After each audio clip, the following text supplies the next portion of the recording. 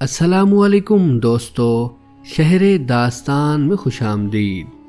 اصحاب کہف کون تھے؟ ان کی تعداد کتنی تھی؟ وہ کتنا عرصہ غار میں سوتے رہے؟ قرآن کریم ان عظیم لوگوں کے بارے میں کیا ارشاد فرماتا ہے؟ آج کی ویڈیو میں ہم ان تمام دلچسپ حقائق کے بارے میں جانیں گے۔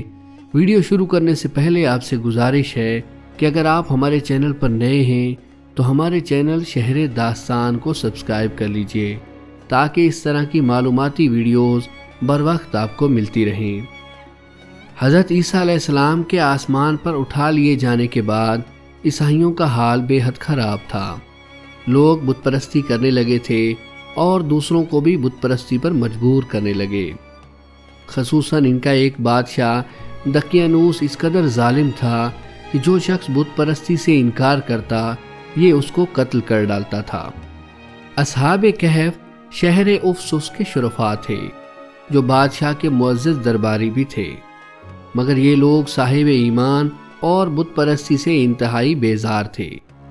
دقیانوس کے ظلم و جبر سے پریشان ہو کر یہ لوگ اپنا ایمان بچانے کے لیے اس کے دربار سے بھاگ نکلے اور قریب کے پہاڑ میں ایک غار کے اندر پناہ گزین ہوئے۔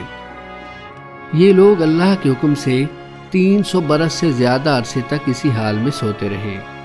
دقیانوس نے جب ان لوگوں کو تلاش کروایا تو اس کو معلوم ہوا کہ یہ لوگ غار کے اندر ہیں، تو وہ بے حد غصہ ہوا اور فرط غیظ و غضب میں یہ حکم دے دیا کہ غار کو ایک سنگین دیوار اٹھا کر بند کر دیا جائے تاکہ یہ لوگ اسی میں رہ کر مر جائیں اور وہی غار ان لوگوں کا قبر بن جائے۔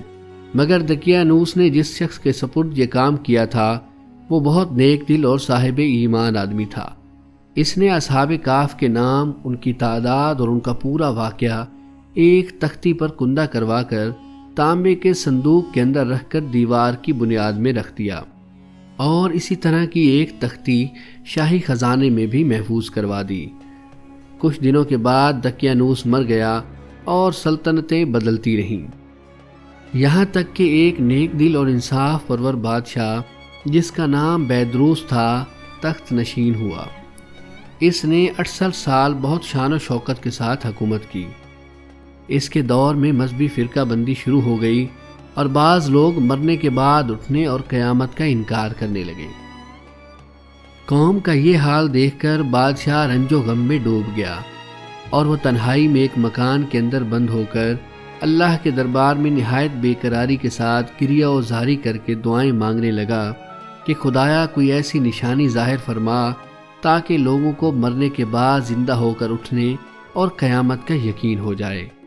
اسی زمانے میں ایک شخص نے اپنی بکریوں کے لیے آرام کی جگہ حاصل کرنے کے لیے اسی غار کو منتخب کیا اور دیوار گرا دی۔ دیوار گرانے والوں پر کچھ ایسی ہیبت طاری ہوئی کہ وہ بھاگ نکلے۔ اصحاب کہف اللہ کے حکم سے بیدار ہوئے اور آپس میں پوچھنے لگے۔ ایک بولا کتنی دیر سوتے رہے؟ ان میں سے ایک نے کہا شاید 1 دن یا اس سے بھی کم۔ اس کے بعد انہیں بھوک محسوس ہوئی تو انہوں نے اپنے ایک ساتھی کو چند سکے دے کر بازار بھیجا تاکہ وہ کھانا لا سکے۔ جب وہ ساتھی بازار پہنچا تو یہ دیکھ کر حیران رہ گیا کہ وہاں تو دنیا ہی بدلی ہوئی تھی اور وہاں بتوں کو پوجنے والا کوئی نہیں تھا۔ ایک دکان پر پہنچ کر اس نے روٹیاں خریدیں اور دکاندار کو چاندی کا سکہ دیا جس پر دقیانوس کی تصویر تھی۔ دکاندار یہ سکہ دیکھ کر حیران ہو گیا اور پوچھا کہ تمہیں یہ سکہ کہاں سے ملا؟ تب اس نے کہا یہ میرا اپنا مال ہے۔ اسی بات پر دونوں میں تکرار ہونے لگی اور لوگ جمع ہو گئے۔ تب یہ معاملہ کوتوال شہر تک جا پہنچا۔ کوتوال نے اصحاب کہف کے ساتھی سے کہا مجھے وہ خزانہ بتاؤ جہاں سے تم یہ سکہ لائے ہو۔ یہ تو صدیوں پرانا سکہ ہے اور تم تو ابھی جوان لڑکے ہو۔ ہمارے بڑے اور بوڑھوں نے بھی کبھی یہ سکہ نہیں دیکھا، یہ ضرور کوئی راز ہے۔ اصحاب کہف کے ساتھی نے جب یہ سنا کہ دقیانوس کو مرے ہوئے زمانہ گزر چکا ہے تو وہ حیرت زدہ ہو گیا اور کچھ دیر تک دم بخود رہا۔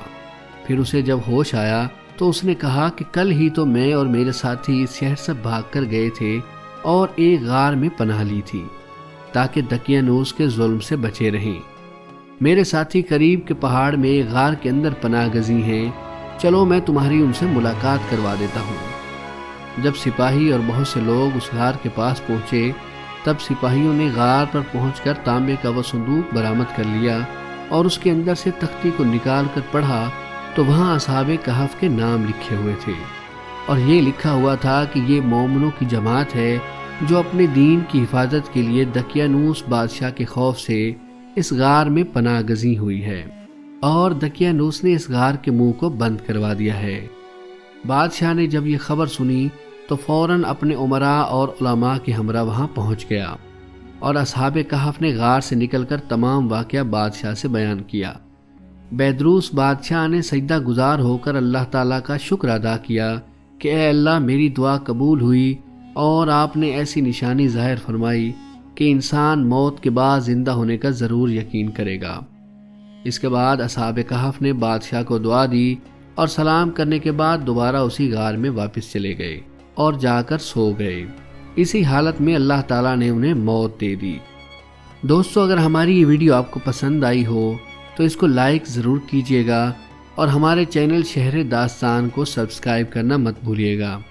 اگر آپ اس ویڈیو کے حوالے سے کوئی رائے دینا چاہتے ہیں تو کمنٹ سیکشن میں ہمیں ضرور آگاہ کیجیے گا۔